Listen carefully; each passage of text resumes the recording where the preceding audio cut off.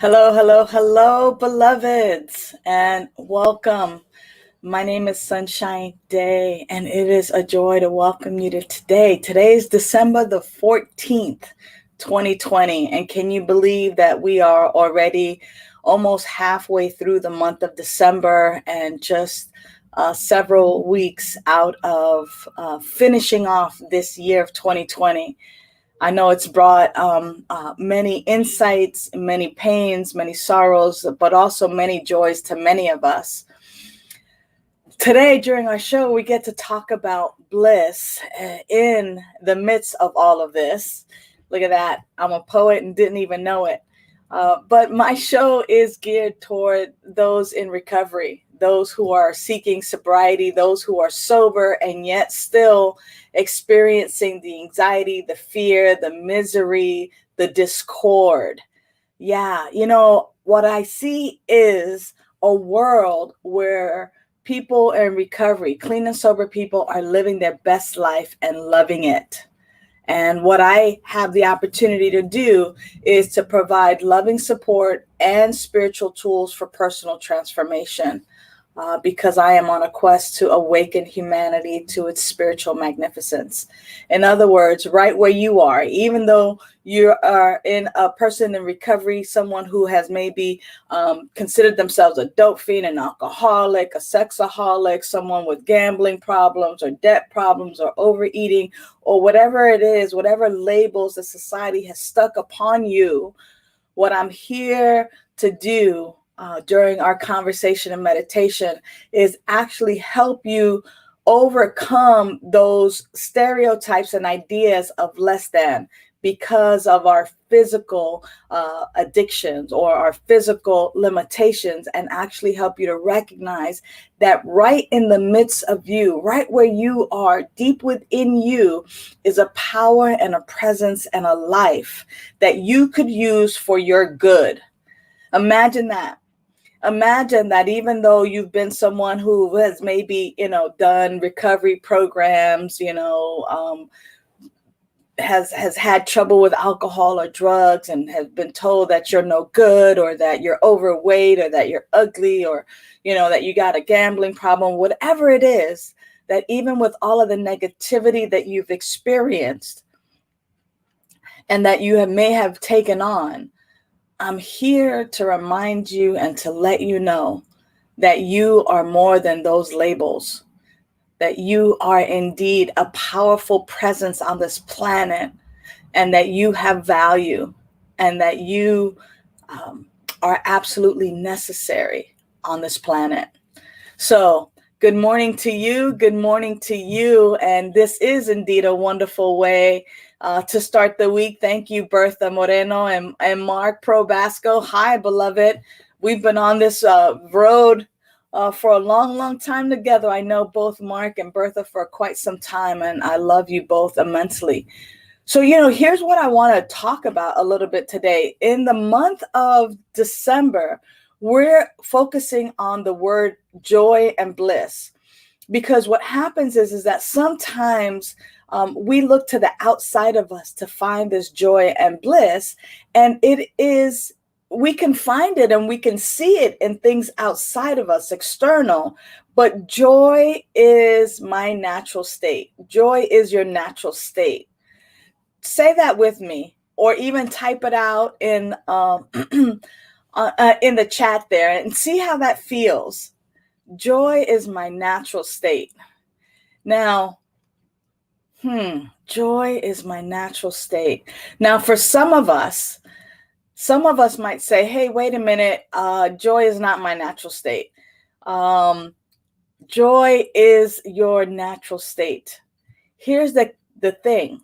The thing is that we've been so bombarded and so covered up with the world of effects that sometimes we cannot begin to even know the truth of who we are, because we've been so overloaded with a lot of the lies.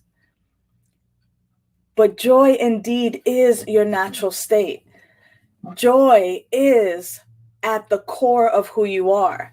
The key is that as people recovering from all the intoxicants. Now, I love talking about this because this makes it such a wide range, right? Because this program and what I do is not only for people in recovery, but it's for everybody. Because here's the bottom line is that we are getting free from the intoxicants, the weapons of mass distraction, the things that kind of have us in this state of highness, or the state of distortion, or the state of not being in our natural bodies, our natural self, whether it's our cell phones, whether it's drama, stress, alcohol, drugs, eating, all kinds of things. Like when we actually detox ourselves, when we actually step away and are free from these intoxicants, we are left sometimes feeling so empty. And that's where people then relapse and they pick up sugar or the intoxicants again, or the behaviors and the habits again, seeking to find that internal joy, seeking to find that bliss, seeking to find something to get them out of that natural state. But if we actually just dig a little bit deeper, like once we get rid of the intoxicants, once we get rid of those things and just like set them aside and really begin to know who we really are and go deeper, what we find is that there, right where I am, there's this joy that's just kind of been waiting there. I like doing that. Like joy and peace and bliss and harmony, like all of those amazing qualities that we really are, they're just kind of waiting there for us to discover them. But they've been covered up. So what happens is we have to uncover all of that crap.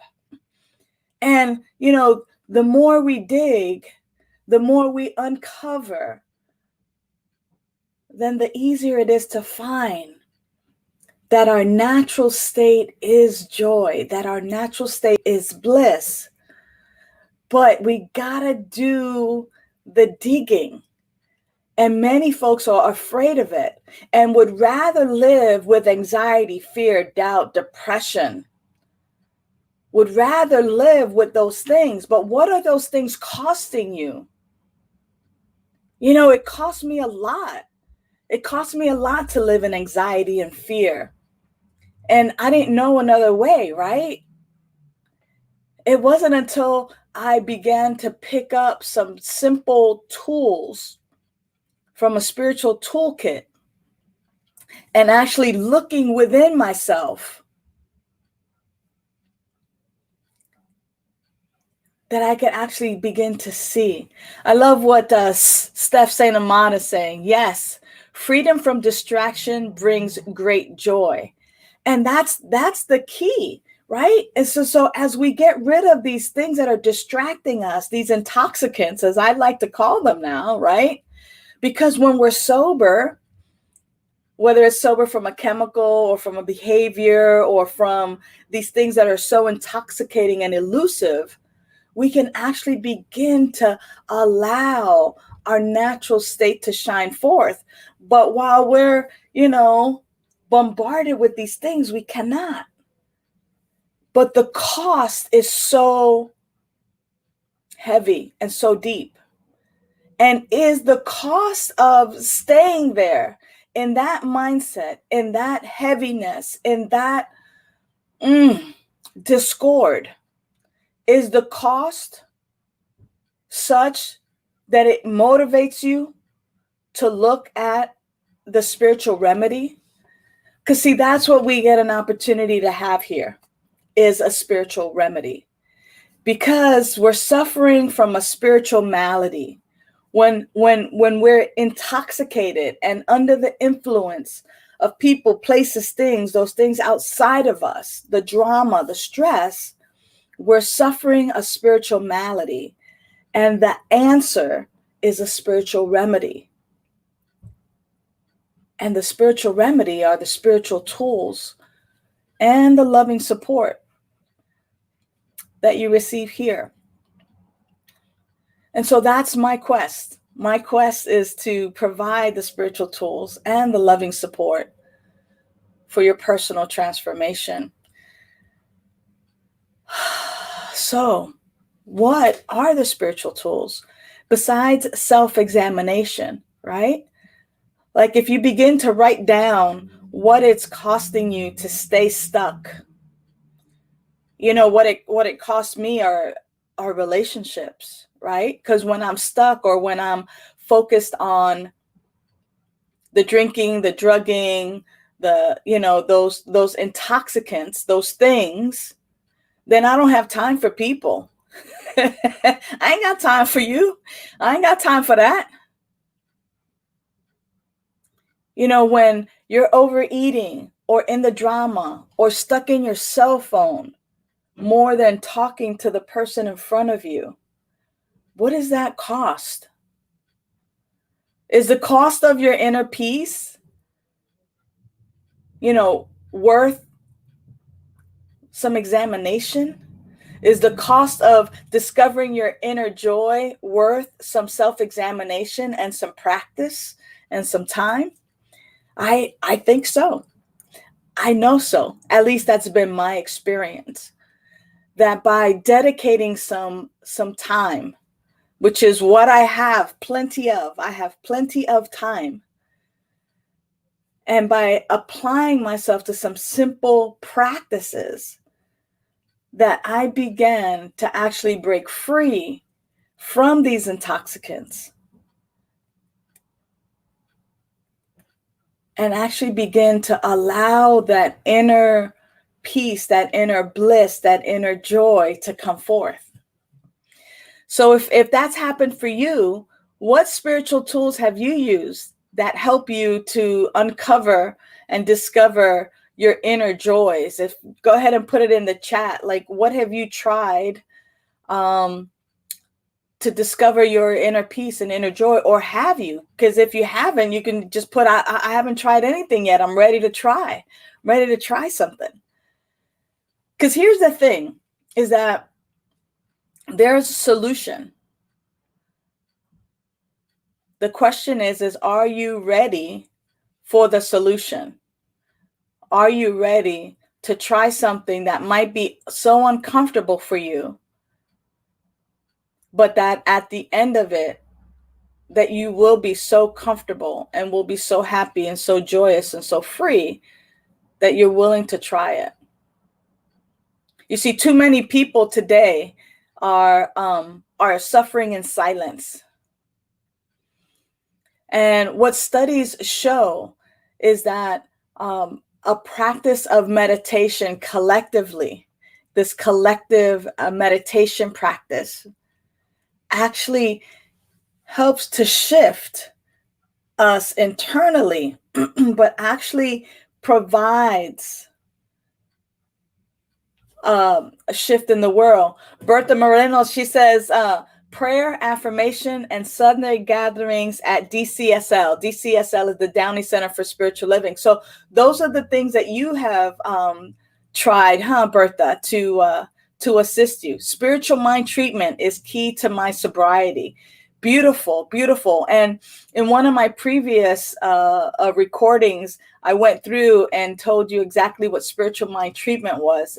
I also called it affirmative prayer.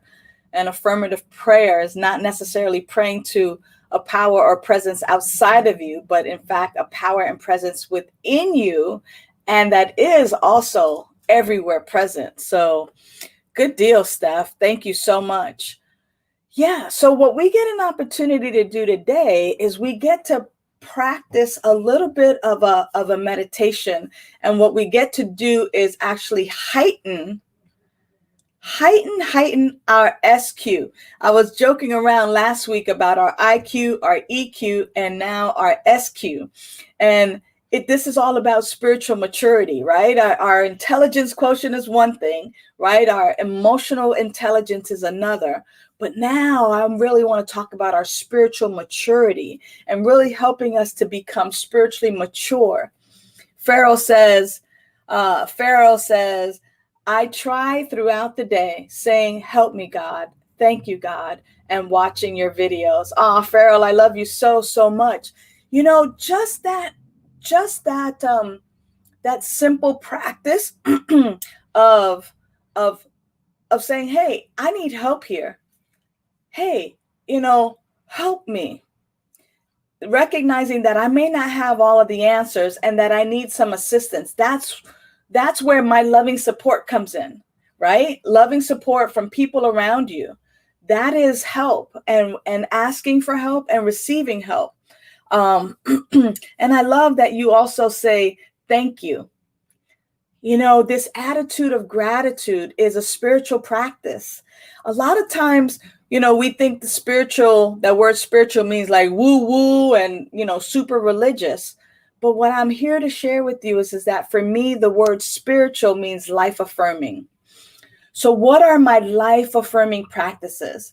My life affirming practices are being right sized, is being spiritually mature. In other words, asking for help when I need help, and then having an attitude of gratitude, right? Some of the things that Bertha talked about, the affirmations, reminding myself of the truth of who I am.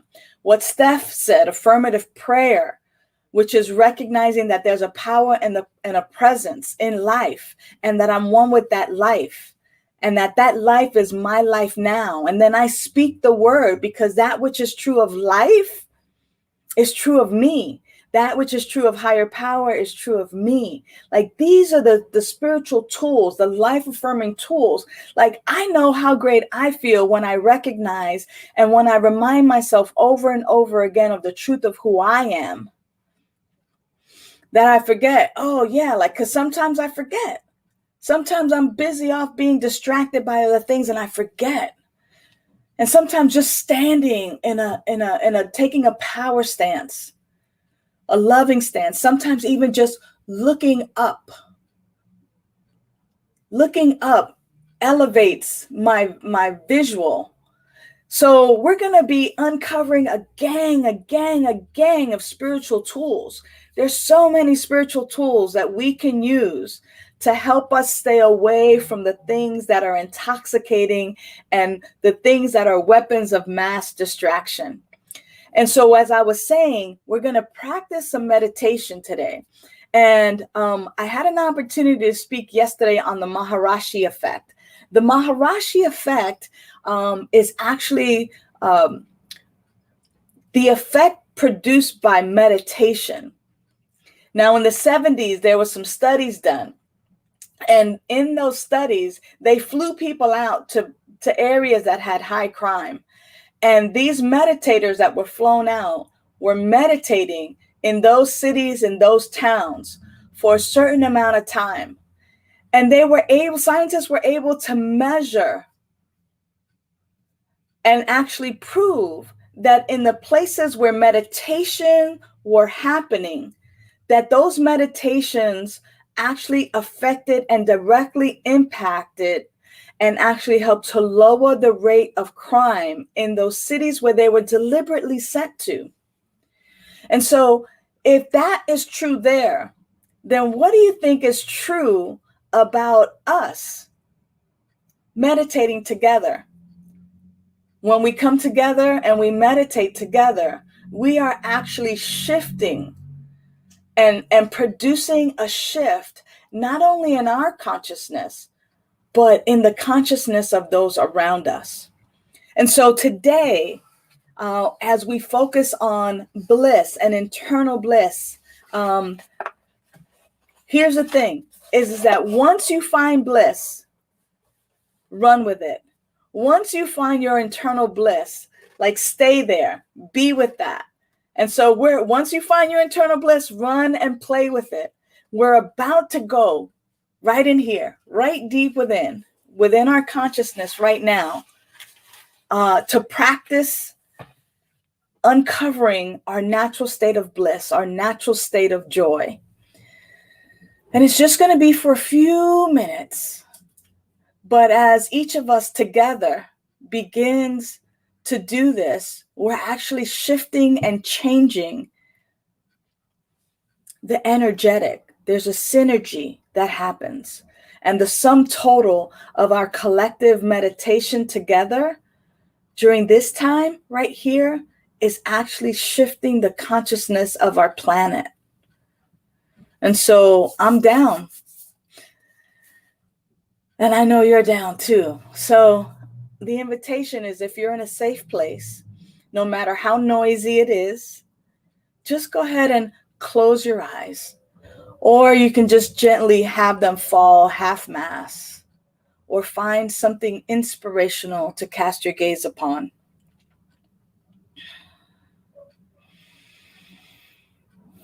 And breathe normally and naturally.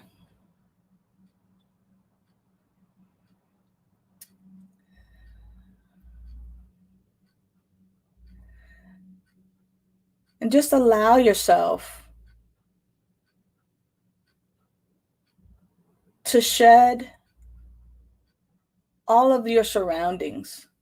And by that, I mean, it just kind of let it go, and just bring your awareness closer and closer to yourself.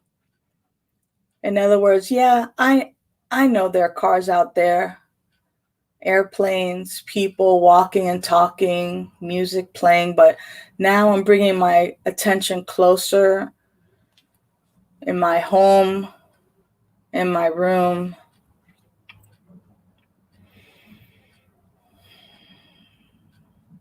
And now bring your attention to your breath. Bring your awareness there and just simply observe the rhythm and the natural pattern of your breathing.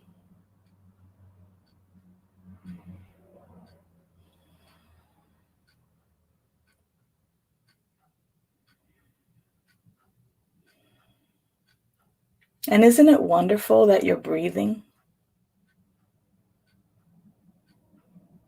I'm so glad that I'm breathing. I'm so glad that I'm breathing and that I don't even have to remind myself to breathe.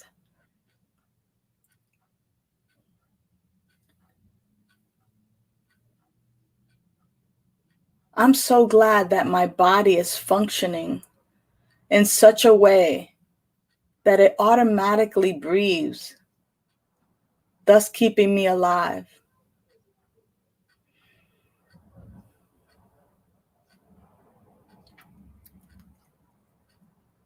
I'm so glad that right here in my body, that there's this infinite intelligence that operates my body. It digests my food, eliminates it, circulates my blood,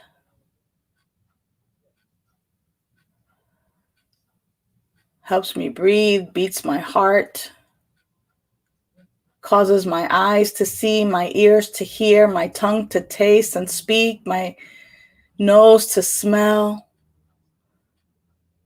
my skin to feel the touch.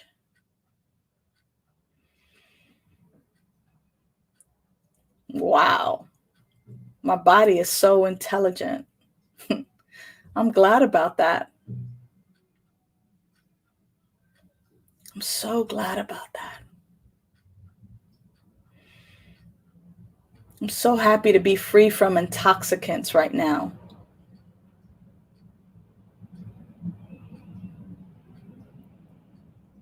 Like there's this joy of waking up free from those things that took my attention away. Yeah.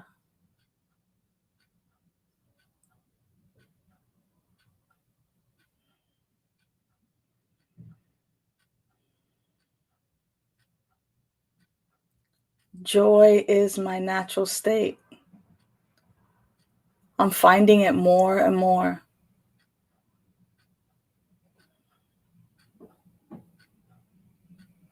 In this moment, all my needs are met.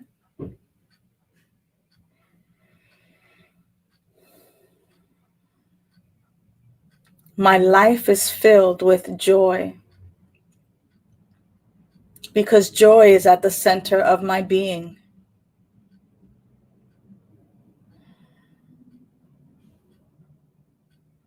There is an abundance of joy within me just waiting to be discovered.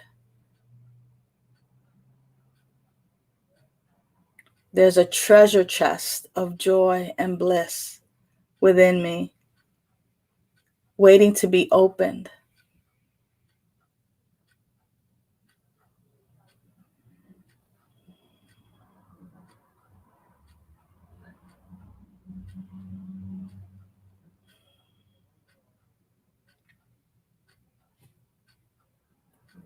I am not what people say I am.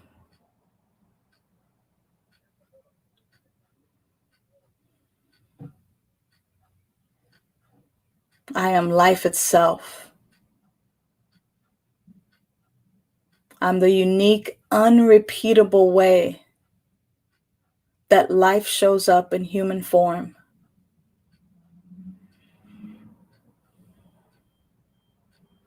I am the way joy shows up in human form.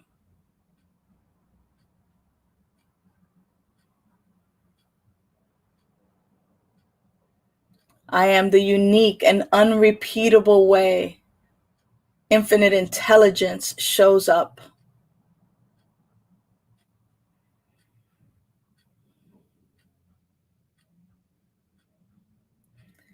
And as we simply are with that and meditating on these thoughts,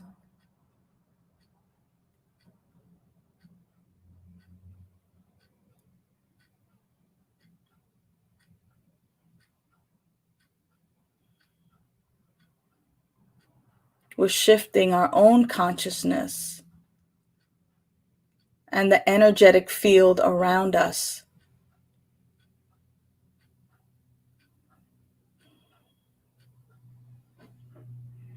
I am more than my name. I am more than my gender. I am more than my race. I am more than my height. I am more than my age. I am more than my socioeconomic status. I am more than my sexual orientation. I am more than any addiction or label that I have placed upon myself or that has been placed upon me. I am the unique and unrepeatable, magnificent, and brilliant way that higher power, that love, that joy, that life shows up. I am the way joy shows up. I am the way life shows up. I am the way God shows up. I am the way higher power shows up in human form.